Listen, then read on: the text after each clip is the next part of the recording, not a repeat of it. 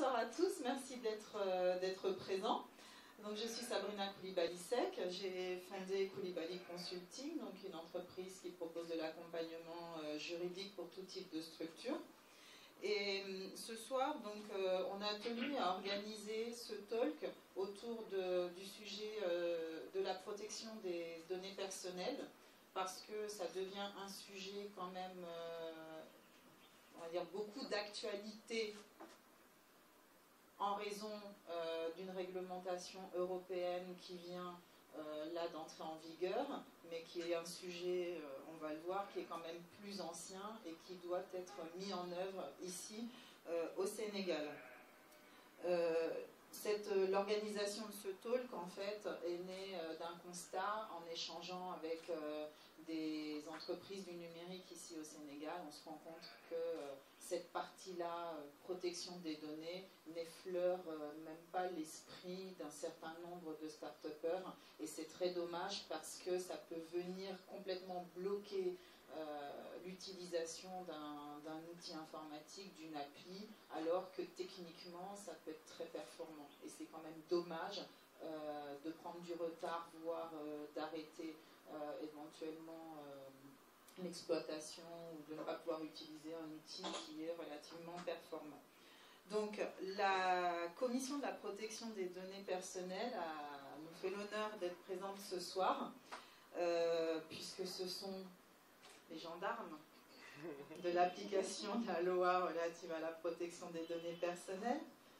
C'est eux aussi qui autorisent ou pas l'utilisation de certains outils, enfin je vous expliquerai un peu plus, qui permettent de collecter et autres, de traiter des données. Donc je vous présente M. Mohamed Diop, qui est chef de la division de la conformité à la CDP, qui va intervenir plus sur les aspects juridiques de la protection des données personnelles, et M. Serine Mouramadan Diop, qui lui est chef de la division de l'expertise, de l'innovation et de la sécurité à la CDP. M. Thiam devait intervenir mais a été empêché. Donc M. Diop, qui lui nous apportera un aspect plus technique. Alors, on aura une présentation. Je sais qu'on veut que les échanges soient très interactifs. Après, vous nous direz si vous voulez être interrompu au fil de la présentation ou si vous faites une présentation courte et puis qu'on entame les échanges. Interactif tout de suite. D'accord. Alors, je vous laisse la parole. Merci. Merci Sabrina. Bonjour, bonsoir à tout le monde. C'est un plaisir pour la CDP et un honneur d'être présent ici avec vous afin de discuter sur la protection des données personnelles de manière générale et un peu de parler quelque part du règlement général sur la protection des données personnelles.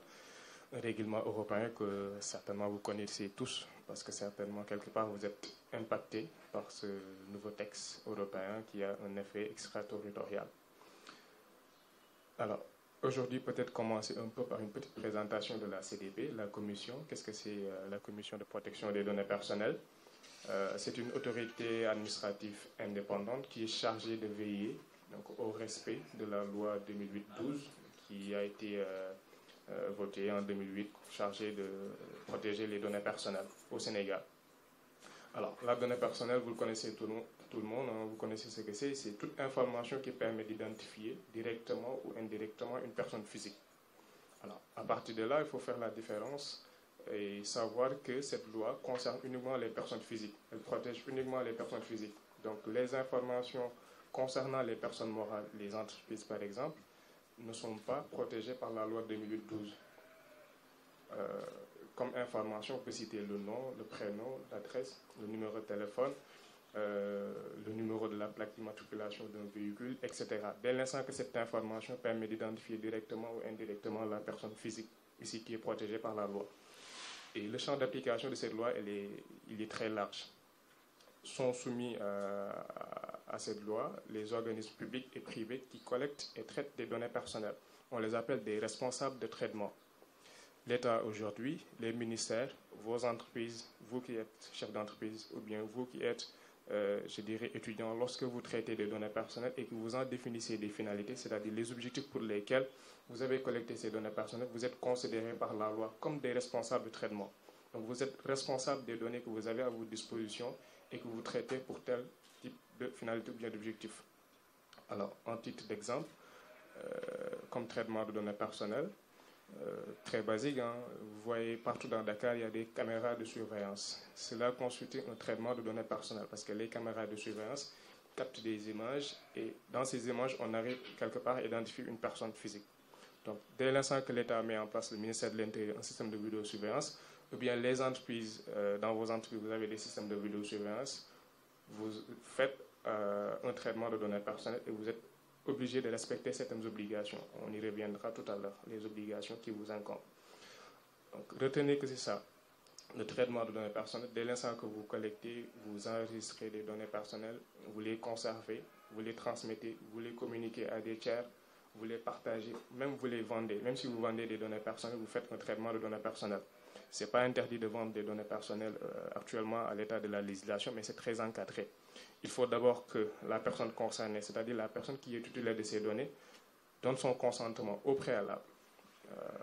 On a eu, dans nos premières décisions, en tout cas de sanctions ou bien de mesures conservatoires, cela portait sur des sessions de base de données. On a une entreprise qui fait du marketing digital, qui fait du mailing. Alors, elle a un partenaire, on s'échange des bases de données. Et au final, les personnes qui sont dans cette base de données ont reçu des mails, des SMS de prospection. Alors, un problème s'est posé. Moi qui suis dans la base de données, je ne sais pas comment cette entreprise est parvenue à avoir mon numéro de téléphone ou bien mon adresse mail pour m'envoyer une prospection, faire une sollicitation que je n'ai pas sollicitée. La personne a porté plainte au niveau de la CDP, on a fait une enquête, on s'est rendu compte que la structure qui détenait initialement cette donnée l'a cédée à une autre entreprise sans le consentement de la personne. Ça, c'est un premier manquement. Le deuxième manquement, la base de données qui a fait l'objet de la session n'a pas été déclarée au niveau de la commission. Ce qui me permet d'enchaîner avec les formalités préalables au niveau de la commission. Aujourd'hui, toute entreprise publique ou privée qui détient, si vous détenez une base de données contenant des informations sur des personnes physiques, vous avez l'obligation de déclarer cette base de données. Maintenant, la loi pose des régimes juridiques. Il y a des régimes, comme si par exemple vous allez à l'ATP, il y a le régime de la licence, de l'autorisation, etc., de l'agrément. Au niveau de la commission également, la loi a posé un certain nombre de régimes. La demande d'autorisation pour certains traitements portant sur des données sensibles, des données de santé, des données biométriques, par exemple. Quand vous traitez ces catégories de données, il faut au préalable avoir l'autorisation de la commission. Autre cas, les cas de transfert de données vers un pays tiers. J'ai une entreprise, je gère une base de données client. Dans le cas de mon CRM, toutes les données ne sont pas hébergées au Sénégal. Je fais appel à un hébergeur étranger. Ou bien, comme disent souvent les gens, c'est OVH qui met ça. Mais OVH n'a pas de serveur à Dakar. Tous les serveurs sont soit en France ou bien dans d'autres pays. Donc là, au lieu de faire la déclaration, il faut avoir l'autorisation de la CDP pour pouvoir continuer à faire héberger les données à l'étranger. Okay. Autre cas d'application du régime de la demande d'autorisation, c'est l'interconnexion de fichiers. Je m'interconnecte, j'ai une base de données client ou bien une base de données salarié, je l'interconnecte avec une autre base de données, bien un autre fichier. Un exemple très simple, l'état civil interconnecte sa base de données de l'état civil avec le système de la carte biométrique. Donc ça, c'est une mise en relation de fichiers qui nécessite au préalable une autorisation de la CDP. Je ne sais pas si je pourrais donner un exemple dans le cadre de votre activité. Si vous interconnectez également, vous offrez peut-être des services de transfert d'argent ou bien de paiement monétique. Vous vous interconnectez avec d'autres opérateurs tels qu'Orange Money, Wari, etc. Il y a une interconnexion de vos bases de données. Pour arriver à une finalité bien définie, là également, il faut une autorisation préalable de la commission. Alors, après ces cas d'autorisation, il y a la déclaration normale qui est le régime de droit commun pour certains types de traitements qui ne portent pas sur des données sensibles. En tout cas, une déclaration simple suffit. Donc après, la CDP vous délivre un récépissé pour continuer en tout cas à mettre en œuvre le traitement de ces données personnelles. Après ces régimes, il y a le régime de la demande d'avis, mais qui concerne plutôt l'État et ses démembrements pour certains types de traitements Prenons l'exemple des fichiers de police. Quand l'État veut mettre en place, par exemple, une base de données de délinquants au niveau de Dakar, etc. Donc, au préalable, l'acte réglementaire, en tout cas, qui crée ce fichier, doit faire l'objet d'une demande d'avis adressée au niveau de la commission qui donne son avis motivé, etc., etc. Mais tout n'est pas déclarable au niveau de la commission. Il y a des traitements qui sont exonérés de déclaration, de demande d'autorisation, de demande d'avis. Je donne l'exemple des traitements personnels. Nous avons tous des, comment on l'appelle encore, des répertoires téléphoniques, il y a des noms, prénoms. Ça, c'est un traitement personnel, d'accord, qui ne nécessite pas une autorisation préalable ni une déclaration au niveau de la commission. Il y a ce qu'on appelle aussi les copies temporaires qui sont souvent faites par les informaticiens pour améliorer donc l'expérience informatique. Ça également, les données qui sont dans ces copies temporaires ne font pas l'objet d'une déclaration au niveau de la commission, etc. Donc voilà les formalités préalables, les régimes juridiques à partir desquels, quand vous avez une entreprise, vous gérez des données personnelles, vous vous identifiez quel est le régime juridique qui s'applique à vous, selon le traitement que vous menez, bien selon les catégories de données que vous êtes en train de traiter. À côté de cela, il y a les obligations. Tout à l'heure, j'en ai parlé. Quelles sont vos obligations vis-à-vis des données que vous détenez? Première obligation, c'est évident, l'obligation de sécurité des données. Peut-être tout à l'heure, Dan y reviendra. Donc, vous avez l'obligation de mettre en place des mesures organisationnelles et techniques pour assurer la sécurité des données.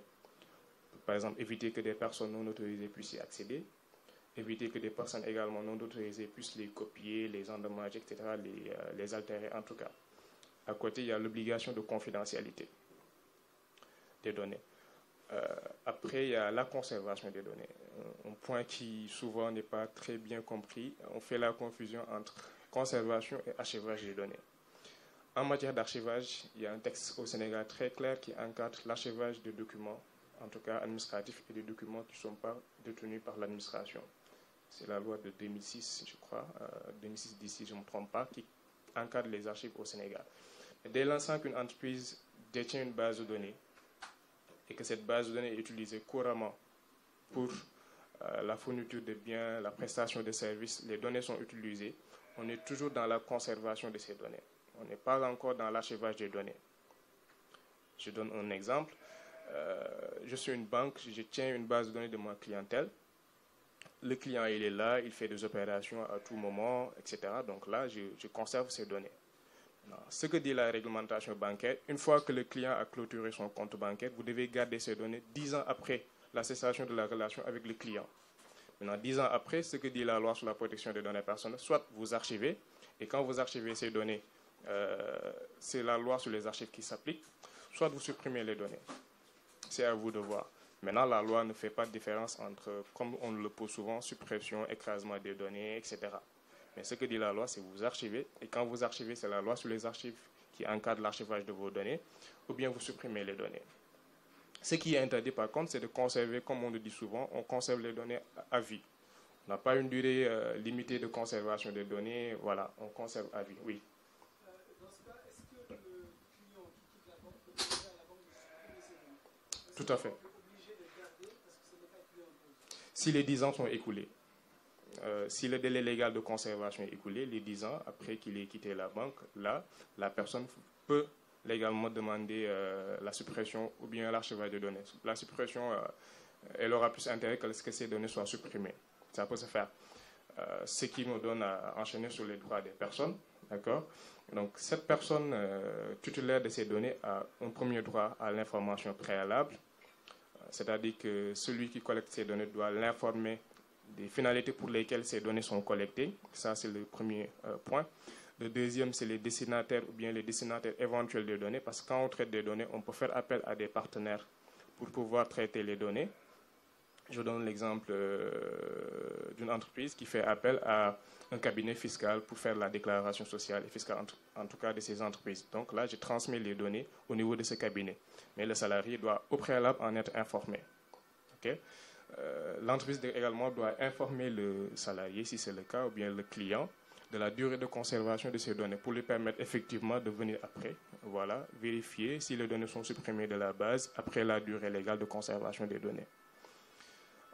entre autres. Donc, c'est les articles 58 et 59 en tout cas qui fixent, donc il y a plusieurs points qui fixent les conditions dans lesquelles les personnes doivent être informées au préalable.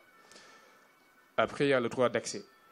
On a collecté mes données personnelles, on a fait un traitement, mais à tout moment, je peux venir demander à accéder à mes données me concernant pour voir si l'entreprise n'a pas collecté ailleurs plus de données qu'elle m'en a demandé au départ. Et là, ce que dit la loi, j'ai le droit d'y accéder et gratuitement. Donc maintenant, quelque part, si les demandes sont répétitives, l'entreprise peut fixer un coût lié maintenant à la copie de ces données. Après le droit d'accès, il y a le droit de rectification et de suppression. Je travaille dans une entreprise. Pour des raisons fiscales, je suis célibataire, mais après, je me suis marié, ma situation matrimoniale a changé. Donc, pour pouvoir prendre ça en compte au niveau de la fiscalité, je peux rectifier, demander aux responsables des RH de rectifier mes données, par exemple, parce que ma situation matrimoniale a changé. De la même chose, je suis au niveau d'une banque. J'ai changé d'adresse pour pouvoir toujours recevoir mes relevés. Si c'est toujours le cas, les relevés physiques, je demande à la banque de changer l'adresse. Maintenant, la loi ne fixe pas des modalités pour les responsables de traitement, etc. Mais l'essentiel, c'est que le droit soit respecté, exercé par la personne concernée. Après le droit d'accès, il y a le droit de rectification, j'en ai parlé, il y a le droit d'opposition. Un exemple très clair, très pratique, les SMS que nous recevons d'opérateurs ou bien de fournisseurs de services à valeur ajoutée. C'est un traitement de données personnelles qui n'est pas interdit par la loi. C'est très encadré, la prospection directe, qu'elle soit commerciale, politique, caritative, etc. Quand une personne physique ou morale me sollicite par le biais d'un envoi de SMS ou bien d'un courrier électronique, au préalable, il doit demander mon consentement. Et si je donne mon consentement, si je n'ai plus envie de recevoir ces SMS, que je puisse me désinscrire gratuitement. C'est pour cela que vous aviez constaté depuis ces dernières années que les opérateurs mettent à la fin de leur message stop si vous voulez quelque chose, un code USSD, quelque chose comme ça, stop si vous voulez vous désabonner. Maintenant, c'est l'effectivité de cette opposition qui se pose souvent. Est-ce que si je me désabonne en envoyant un SMS stop, etc., est-ce que je suis entièrement enlevé de la base de données? Ce qui est souvent discutable. Et dans ces cas-là, on reçoit énormément de plaintes venant de personnes, de clients qui se plaignent de recevoir depuis toujours des SMS venant des opérateurs, malgré qu'il y ait manifesté le droit d'opposition. Donc, ce sont ces droits, le droit à l'information préalable, le droit d'accès, le droit de rectification et de suppression et le droit d'opposition, donc qui sont conférés par la loi sur la protection des données personnelles. Alors, je pense que j'ai fait un peu le tour en tout cas, squelette de la loi sur les droits, les obligations, les régimes juridiques. Et je vais en finir avec les principes. Il y a des principes fondamentaux qui sont posés par la loi. Premièrement, le principe de finalité. Quand je collecte une donnée, je dois obligatoirement définir la finalité, c'est-à-dire pourquoi je traite cette donnée personnelle. Et cette finalité doit être légitime, conforme au droit. Elle doit également être explicite. Je suis au niveau de Jocolabs, je dois participer à un talk. À l'entrée, il y a une personne qui me demande de m'inscrire sur le registre. Alors, inscris-toi sur le registre. Ok, je m'inscris, mais pourquoi? Quelle est après la finalité de ces registres? Est-ce que le registre sera après donné à la gendarmerie, à la police? Je ne sais pas. Ou est-ce que ça sera la destination? Mais il faut au préalable et obligatoirement définir la finalité. Pourquoi je collecte votre donnée personnelle? Quelle est l'utilisation qui en sera faite après? Ça, c'est le principe de finalité. Et cette finalité doit être légitime. La personne responsable de la sécurité ne peut pas me donner une finalité. Oui, je collecte parce que oui, j'en ai besoin après pour pouvoir vendre cette information. Ce n'est pas une finalité qui est légitime. Si elle me dit oui, c'est pour pouvoir contrôler l'accès, pour savoir à quelle heure, quelle personne est entrée ou bien est sortie. Là, oui, cette finalité elle est légitime, je peux l'accepter. À côté du principe de finalité, il y a le principe de loyauté. Et ce que dit la loi, c'est que la donnée personnelle ne doit pas être collectée de façon déloyale et frauduleuse. Pour ce cas, un exemple très simple, les phishing ou bien le hameçonnage. On nous envoie des mails pour nous dire, voilà, vous avez gagné pour un jeu que vous n'avez même pas joué. On vous demande que oui, il faut communiquer certaines informations pour pouvoir obtenir votre gain, etc. Ou bien une personne se dit que comme vous les recevez, hein, une personne est malade, donc elle veut céder tous ses biens, donc il faut transmettre des données, etc. Ça, c'est du hameçonnage, c'est une collecte qui est déloyale et frauduleuse. La finalité, c'est après de tromper et de détenir des données. Autre finalité, c'est le principe de transparence également. Quand on collecte des données, on doit être transparent sur le traitement que nous faisons sur ces données personnelles. D'accord ? Après, il y a le principe d'exactitude. Toutes les données que nous collectons sur une personne doivent être exactes. Si il y a des données erronées, on doit procéder à la rectification de ces données. Après, il y a le principe de la proportionnalité également. Je dois collecter une donnée qui est proportionnelle à la finalité poursuivie. Je donne l'exemple du médecin qui veut faire un diagnostic. Et dans le cas de son diagnostic, il a besoin de faire un prélèvement, par exemple, des salives. Okay? Seulement les salives lui suffisent pour pouvoir faire son diagnostic. Mais au-delà de ces salives, il veut faire un prélèvement sanguin. Parce que l'ADN, à partir de là, on peut avoir l'ADN de la personne. Et c'est une donnée personnelle. Donc là, c'est disproportionné par rapport à la finalité qui est poursuivie. C'est la même chose pour le registre des entrées et des sorties. Vous venez, la personne qui assure la sécurité vous demande, au-delà de votre nom, prénom, elle vous demande votre numéro de téléphone, qui est disproportionné. Elle vous demande votre adresse. Que va-t-il faire de ces informations également? Ce n'est pas proportionné par rapport à la finalité qui est de contrôler juste l'accès, les entrées et les sorties. Donc, à chaque fois que vous collectez des données personnelles, il ne faut pas collecter au cas où pour dire que j'en aurai peut-être besoin demain. Mais il faut voir en fonction de la finalité du moment, en fonction de vos besoins du moment, quelles sont les données à collecter et à traiter pour assurer un service ou bien pour faire de la prestation de service. Donc, j'ai fait, je pense, un peu le tour des grands axes de la loi sur la protection des données personnelles, les régimes juridiques, etc.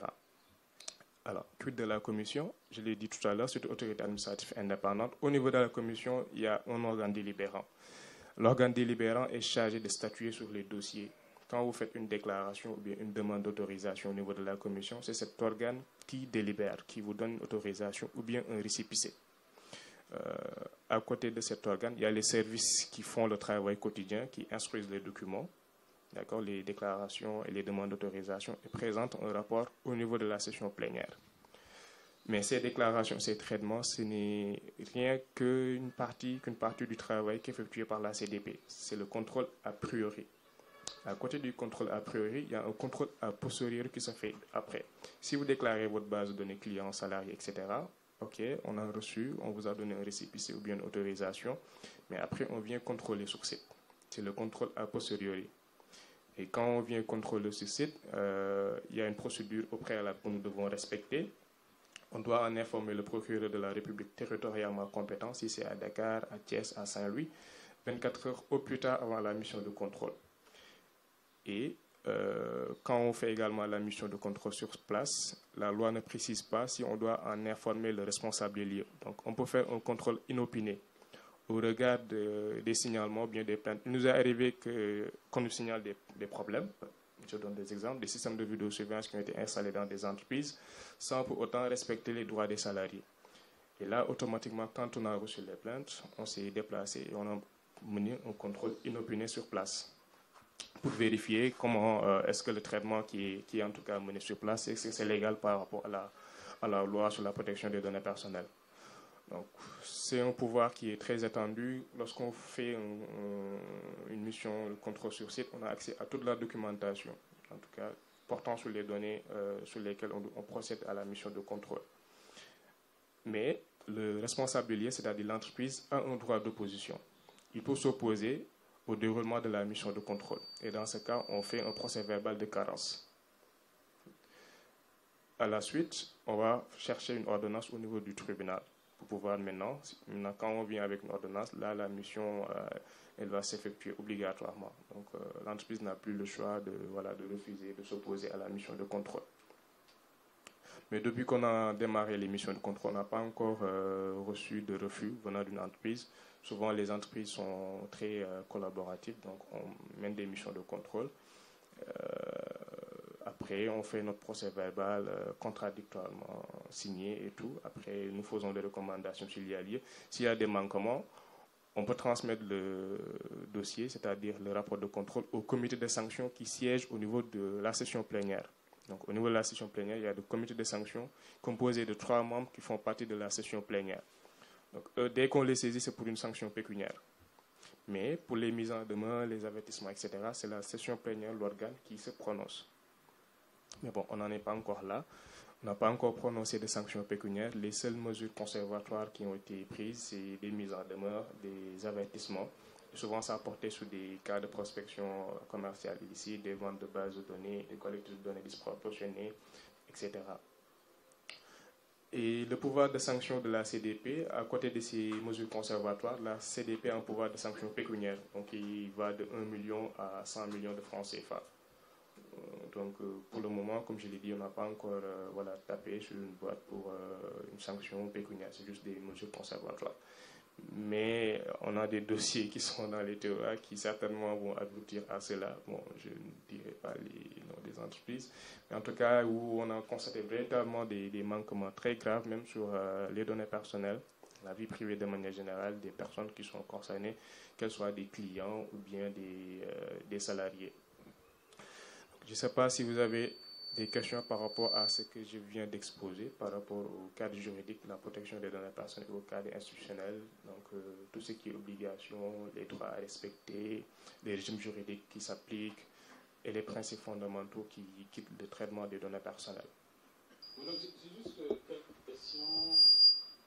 D'abord, concernant la commission, oui. Comment sont désignés les membres de la commission? Est-ce qu'il y a une présentation?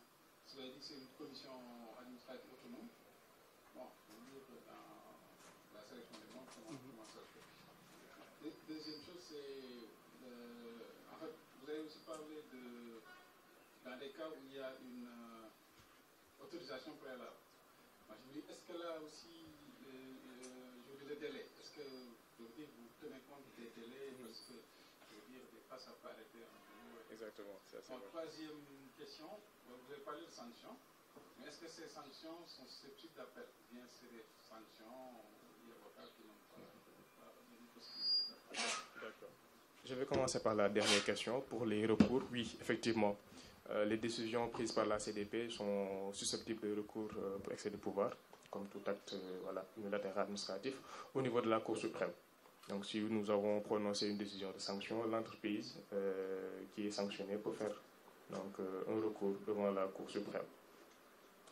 Alors, concernant les délais de traitement, la loi fixe des délais selon que ce soit une déclaration ou bien une demande d'autorisation. Donc, si vous faites par exemple une déclaration de votre système de contrôle d'accès par badge magnétique au niveau de IBM, nous avons un délai d'1 mois pour nous prononcer sur la déclaration.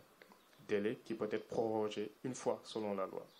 Mais puisque nous tenons au moins une session plénière par mois, donc on peut se prononcer en deçà du délai d'1 mois. Donc souvent, c'est des délais de 20 jours. Si le dossier est complet, bien sûr, donc un délai de 20 jours maximum pour permettre de mener à bien votre traitement. Par contre, parfois, on peut aménager des procédures d'urgence pour certains types de traitements, par exemple. Souvent, si par exemple l'État veut mettre en place un nouveau système, etc., qui nécessite un traitement de données personnelles, donc là, on peut réunir une session extraordinaire pour nous prononcer ces dossiers. Mais pour les privés, j'avoue qu'on ne l'a pas encore fait. Donc, ces sessions extraordinaires pour pouvoir nous prononcer sur certains dossiers.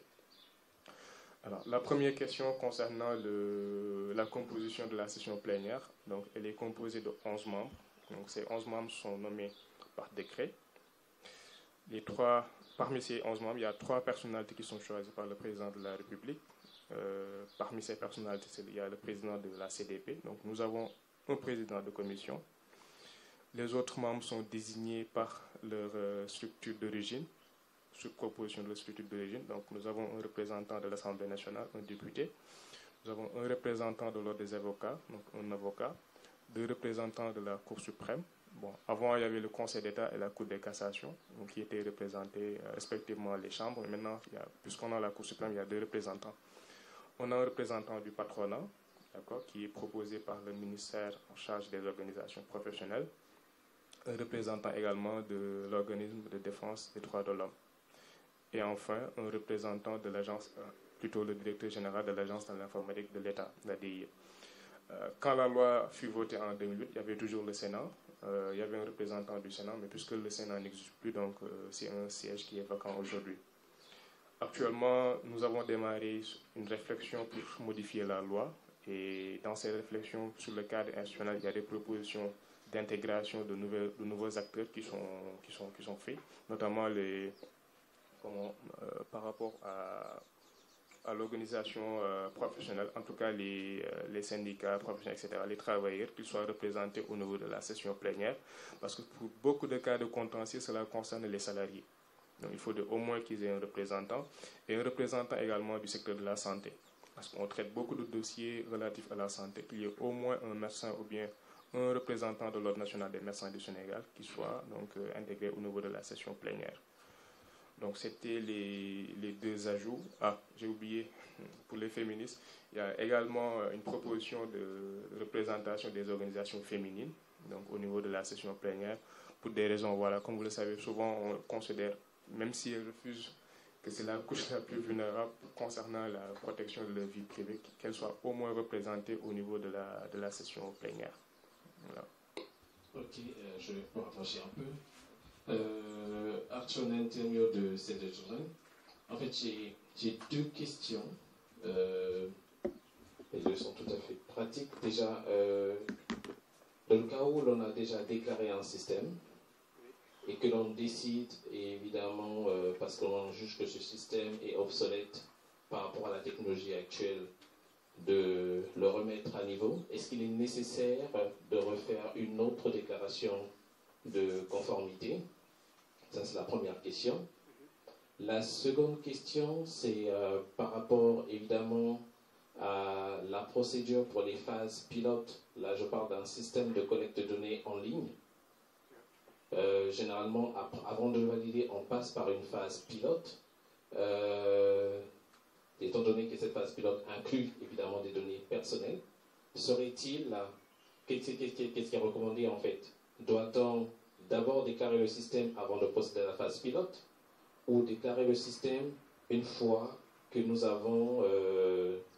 sommes sûrs qu'il répond vraiment aux exigences des fins auxquelles il est destiné? Voilà un peu. Alors, pour la première question, concernant ce qu'on appelle nous les déclarations modificatives, ou bien de suppression, vous avez mis en place un système qui a été déclaré, qui a fait l'objet d'une autorisation, ou bien c'est délivré un récépissé. Donc s'il y a un changement de système, ou bien un changement concernant les catégories même de données que vous aviez collectées initialement, vous faites simplement une déclaration modificative. Une déclaration modificative, ça peut se faire sur un simple courrier, pour pouvoir éviter parfois donc, de recommencer la procédure, etc. Alors, pour la deuxième question, c'est par rapport au système pilote. On en a eu des cas, mais ce que dit la loi, bon, la loi est dure, mais c'est la loi. Dès l'instant que vous collectez des données plutôt, que ce soit pour une phase pilote ou bien une phase terminale, vous êtes dans le cadre d'un traitement de données personnelles. Et là, vous devez faire au préalable la déclaration, même si c'est une phase pilote. À la lecture de la loi, on se rend compte que c'est un prétexte positif pour une entreprise de sécuriser les données personnelles. On voit bien que l'entreprise a tout intérêt de ne pas seulement se limiter à sécuriser les données personnelles qu'elle traite, mais aussi de sécuriser l'ensemble de son SI. Parce que ça serait un peu aberrant de sécuriser uniquement la base de données de mes clients ou de mon personnel et ne pas juste mettre en place une mesure uniquement pour ces personnes-là. Il est plus intéressant de couvrir l'ensemble. Comment est-ce que, en se servant de cette loi, parce qu'on a pas mal des obligations de sécurité, de confidentialité, d'intégrité, de disponibilité de ces données, on voit bien que ce sont les 4 principes qui régissent la sécurité de l'information. Et la deuxième question, je pense que c'est pour vous. Quelle garantie, puisque la CDP à ce moment-là récolte aussi des données personnelles, traite des données personnelles. Oui ou non? En fait, je suppose que dans une déclaration, j'ai mon nom, j'ai mon prénom, le responsable du traitement met son nom, son numéro de téléphone. Quelle garantie est-ce qu'à date, vous pouvez donner suffisamment de garanties à ceux qui déclarent leurs données à votre niveau, que ces données sont sécurisées, en fait, remplissent les 4 conditions que je viens de citer? Pour la Pour la première question, je vais apporter peut-être quelques éléments de réponse si Dan a quelque chose à ajouter par rapport à la sécurisation des données et que la loi impose quelque part donc, à l'entreprise de gérer son patrimoine informationnel en tout cas.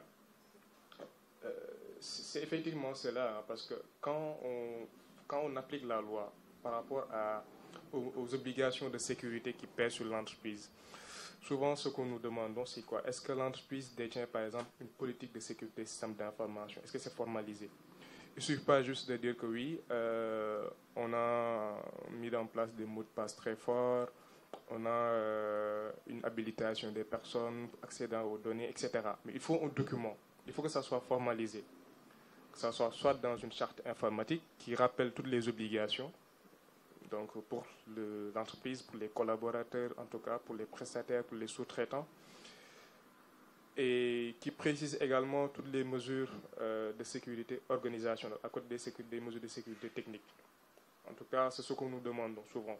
Et quand l'entreprise n'a pas cette politique formalisée de sécurité des systèmes d'information pour la sécurité physique et logique au niveau de l'entreprise, souvent, tout récemment même, on a bloqué un dossier à cause de cela. L'entreprise qui traitait des données très sensibles, n'avait pas une politique formalisée de protection, de sécurité, de sécurisation de ces données personnelles. Elle nous a juste dit, oui, on a quelques mesures, mais ce n'était pas formalisé en tout cas. Il n'y avait pas un document de référence sur lequel se baser pour dire, voilà la politique de sécurité de l'entreprise, voilà les actions à mener, voilà les mesures à respecter au niveau de l'entreprise.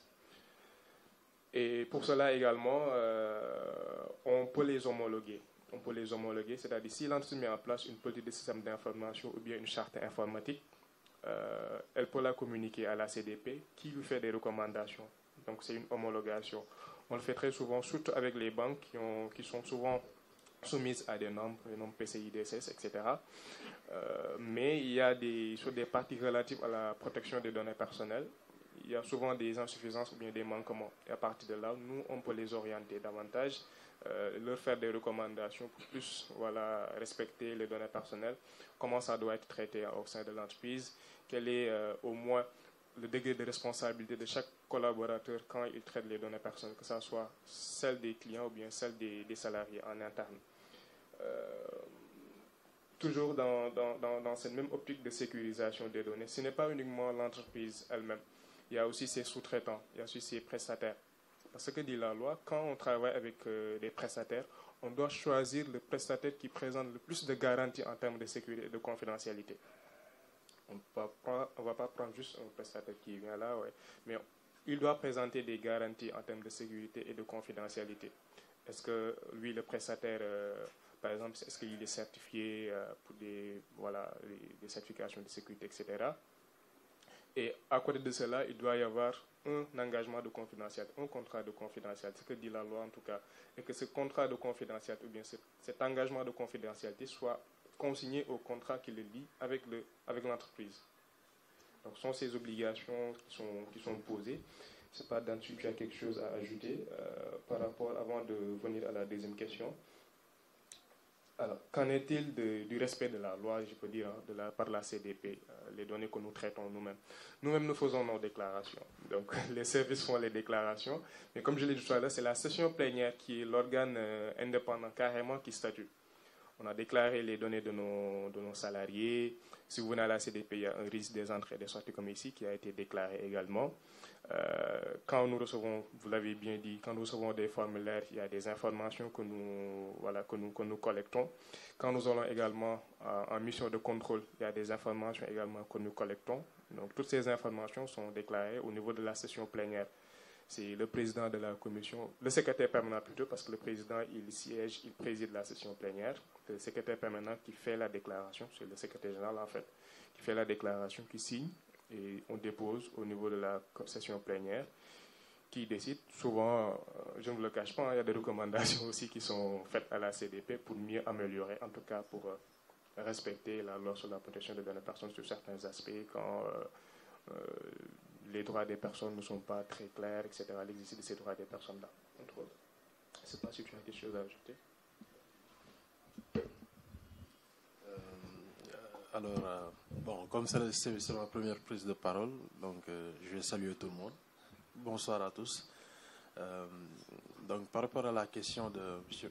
Mohamed, concernant un peu la sécurité, il faut savoir une chose, c'est que la sécurité des données, je le dis souvent quand je suis à la CDP, c'est que c'est une petite partie par rapport à l'environnement de la sécurité informatique de manière générale. Donc, dans notre jargon, il y a ce qu'on appelle la défense en profondeur, dans le jargon de la sécurité informatique. Donc, c'est plusieurs couches. L'idée, c'est quoi? C'est que lorsqu'on brise une couche, qu'on arrive à une autre couche de protection. Et la dernière couche de protection, c'est la protection des données. Donc, quand on parle de la protection des données, après, par extension, on parle aussi de la protection des données à caractère personnel.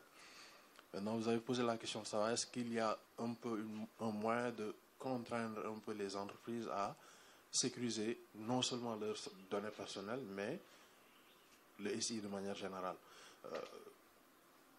Quand on se limite à la sécurisation des données, simplement, on peut dire que c'est un peu fragile.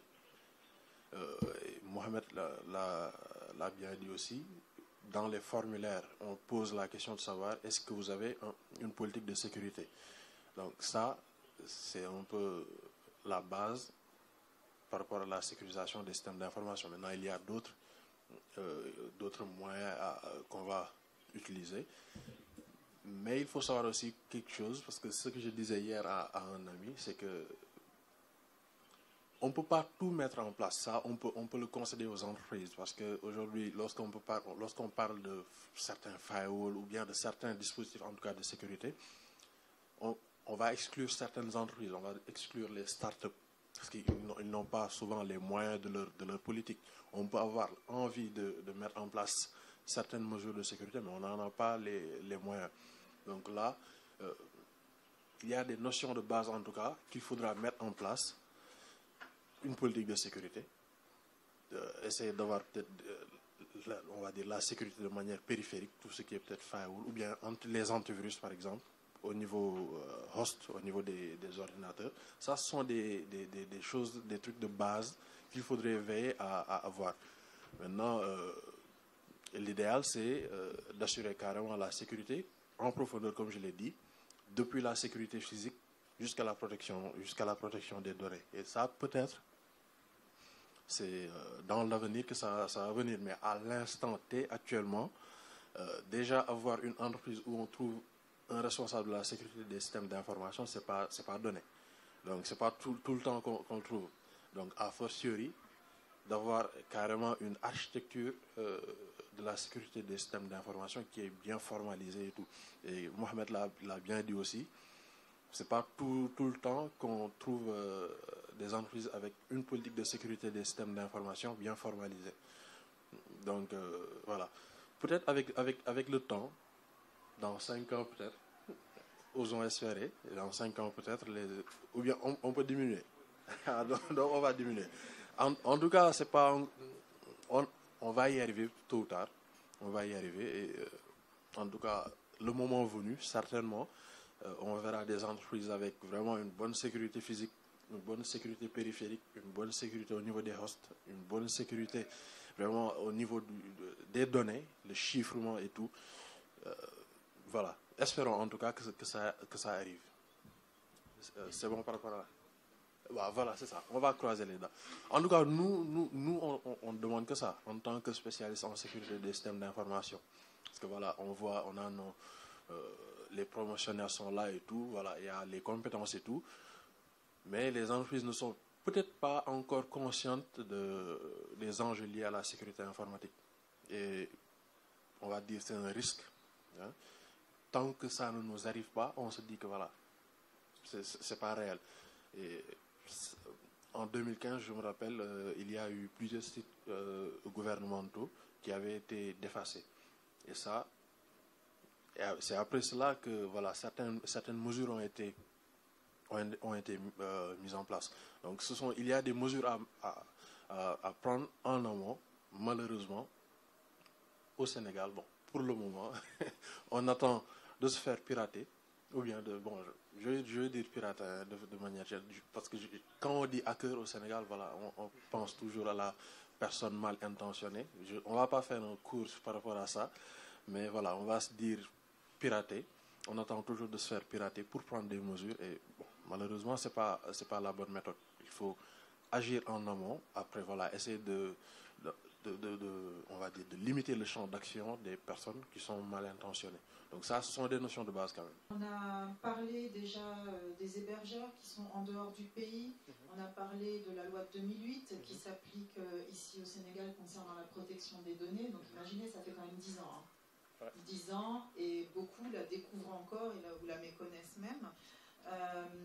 Vous avez abordé, mais très brièvement, cette histoire de RGPD, la réglementation européenne, qui est entrée en vigueur le 25 mai de cette année, qui, a priori, on se dirait, vu du Sénégal, ne nous concerne pas, mais qui en réalité, et vous l'avez dit tout à l'heure, a vraiment des conséquences en dehors des frontières de l'Union européenne. Qu'est-ce que vous pouvez nous dire assez brièvement par rapport à ça?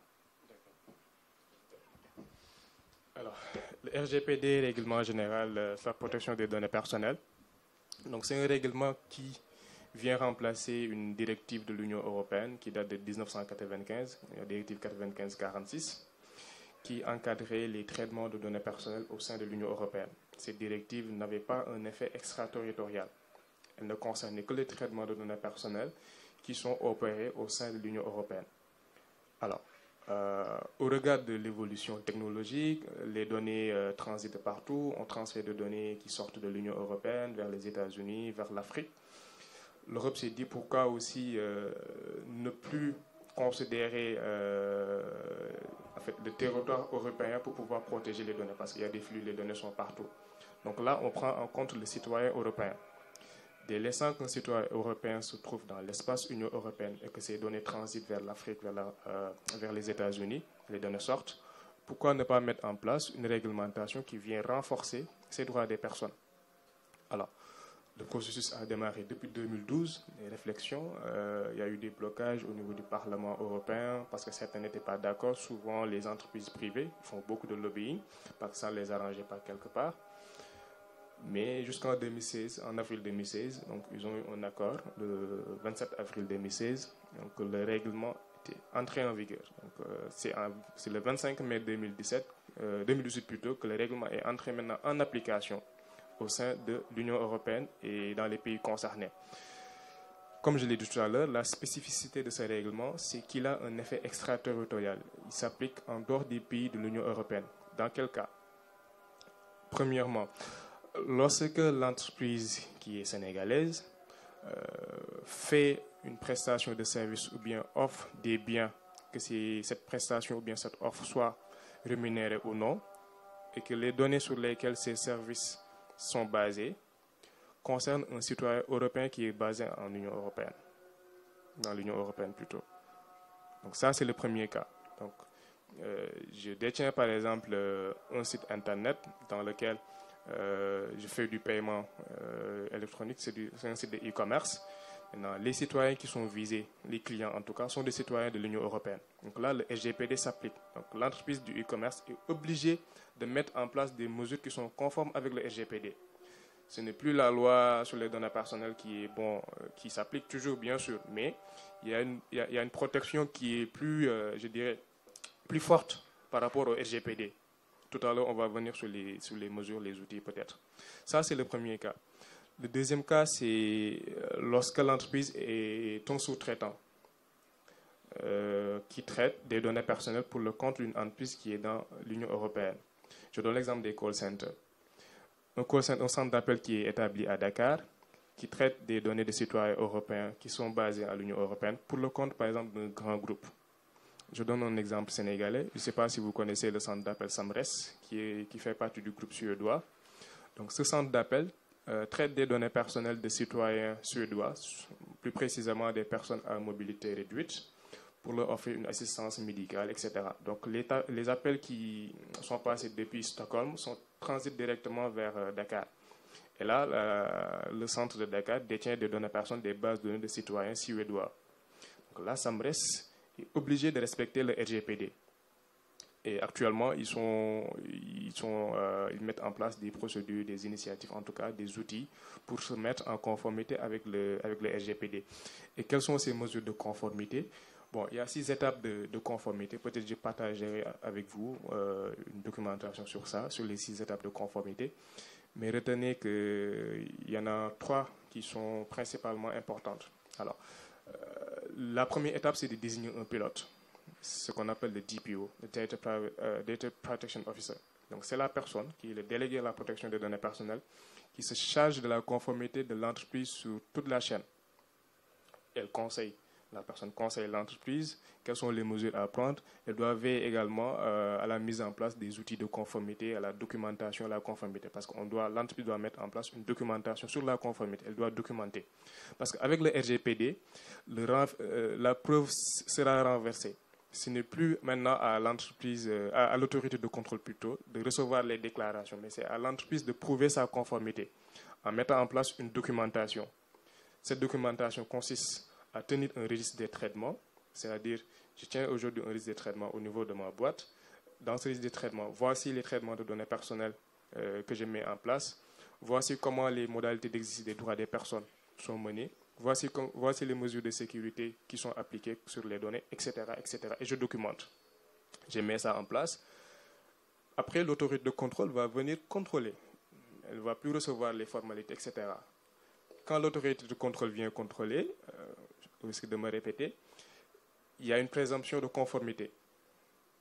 C'est-à-dire le risque que j'ai tenu, c'est conforme, les traitements que je mène au niveau de l'entreprise sont conformes avec le RGPD. Donc si ce n'est pas conforme, il y a des sanctions qui peuvent suivre après. Donc il faut désigner le délégué, il faut mettre en place un registre des traitements. Après, il y a les sous-traitants aussi. Il faut aussi que les sous-traitants soient à même de mettre en place un certain nombre de mesures de sécurité. Parce que là, avec le RGPD, il y a une co-responsabilité du sous-traitant. Ce n'est plus le responsable de traitement uniquement qui est responsable. Donc le responsable de traitement qui est dans l'espace Union européenne fait appel à un sous-traitant qui est au Sénégal. Le sous-traitant doit mettre en place les mêmes mesures de sécurité et de confidentialité que l'entreprise qui est en Union européenne. Je donne l'exemple de Atos, qui est un grand groupe qui est aujourd'hui installé à Dakar et dans d'autres pays. Aujourd'hui, Atos, ce qu'il est en train de faire, ça dépasse largement le cadre juridique de la protection des données personnelles. Ils sont vraiment en top. Nous, quand on fait des contrôles ou bien quand on vérifie ce qu'ils sont en train de faire en termes de conformité, ça dépasse vraiment ce que font les autres entreprises pour se conformer avec la législation sénégalaise. Parce qu'il y a des intérêts derrière. S'ils ne le font pas, Atos va fermer boutique à Dakar et va s'installer au Maroc ou bien à Tunisie, qui actuellement, c'est 2 pays qui sont très actifs en termes de conformité sur la protection des données personnelles. La Tunisie a réformé son cadre juridique pour l'adapter carrément au RGPD. Le Maroc est en train d'en faire pareil. Bon, nous, au Sénégal, comme je l'ai dit tout à l'heure, nous avons démarré le processus de réforme. Ce n'est pas en tout cas pour copier-coller le RGPD, mais au moins, il y a un certain niveau de conformité que notre législation doit avoir. Parce que nous avons perdu notre statut, il faut le dire, d'adéquat, de pays adéquat. Parce qu'avec la Convention 108 du Conseil de l'Europe, à laquelle nous avions adhéré depuis 2016, nous avions un peu perdu donc, notre statut de pays proposant ou bien présentant un niveau adéquat de protection des données personnelles. Parce que les critères, c'était quoi? C'est d'avoir une commission et une loi. Maintenant, avec le RGPD, on a dépassé ces stades-là d'avoir une autorité et une loi. Donc, il y a énormément d'exigences qui nous sont posées. Même la Convention 108 à laquelle nous avons adhéré a été modernisée pour se coller même au RGPD. Si vous lisez la Convention modernisée, il y a beaucoup de dispositions qui reviennent par rapport au RGPD, notamment tout ce qui est relatif au privacy by default ou bien by design, c'est-à-dire quand une entreprise met en place une solution informatique, lors de la conception, elle doit prendre en compte la protection de la vie privée. C'est le privacy by design. Donc, dès la conception, dès les fonctionnalités du système, prévoir des mesures qui protègent la vie privée, ou bien les prévoir à défaut, c'est le privacy by default. Également, la Convention 108, au même titre que le RGPD, pose donc des conditions pour mettre en place des outils de conformité. Alors, ce que nous sommes en train de faire au niveau de la CDP pour accompagner les entreprises qui sont concernées aujourd'hui, au regard de ces 2 critères que j'ai donnés, c'est la formation. Donc, on forme les entreprises. Depuis, je dirais même avant mai 2018, il y a beaucoup d'entreprises qui se sont rapprochées de nous pour être formées sur les nouvelles exigences du RGPD.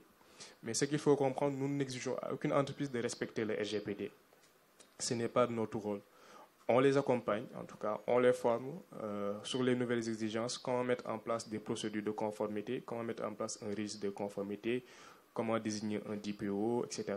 Comment mettre en place tout ce qui est revoir les politiques, en tout cas de protection des données personnelles. Parce qu'il y a beaucoup d'entreprises, je prends toujours l'exemple de ceux qui sont dans le secteur du numérique. Si vous avez un site de e-commerce, vos conditions générales d'utilisation ou bien vos conditions générales de vente ne sont souvent pas conformes, même avec la loi sénégalaise. Quand un site de marchand vient déclarer au niveau de la CDP, on lit ses conditions générales, c'est CGU, on ne voit pas la clause relative à la protection des données personnelles n'est pas du tout conforme à la loi. On ne précise pas les catégories de données qui sont concernées par rapport à l'utilisation du site internet ou bien du produit. On n'a pas la durée de conservation des données. Même l'utilisateur ou bien l'internaute n'est pas informé du lieu de stockage de ces données. Donc, alors que la loi l'exige au préalable. Maintenant, avec le RGPD, si vous n'êtes pas conforme avec la législation sénégalaise, ce sera très difficile maintenant d'en être avec le RGPD. Donc, il faut aussi le comprendre ainsi. Mais nous formons, nous assistons, nous accompagnons les entreprises par rapport au RGPD, par rapport à leur politique de conformité. Si une entreprise, à l'aune du RGPD, décide de mettre en place une politique de conformité au niveau du RGPD, elle peut nous communiquer cette politique. La semaine dernière, on en a reçu 2 ou 3, je pense, pour les aider, pour voir est-ce que c'est conforme avec les exigences du RGPD. Et on fait des recommandations pour améliorer les documents, etc. Donc, ce que je pouvais dire un peu sur le RGPD, il y a une documentation qui est disponible. Si vous souhaitez après, on pourrait vous partager avec vous également. J'avais écrit un article sur les impacts du RGPD au Sénégal également. Je pourrais partager l'article avec vous si vous le souhaitez bien.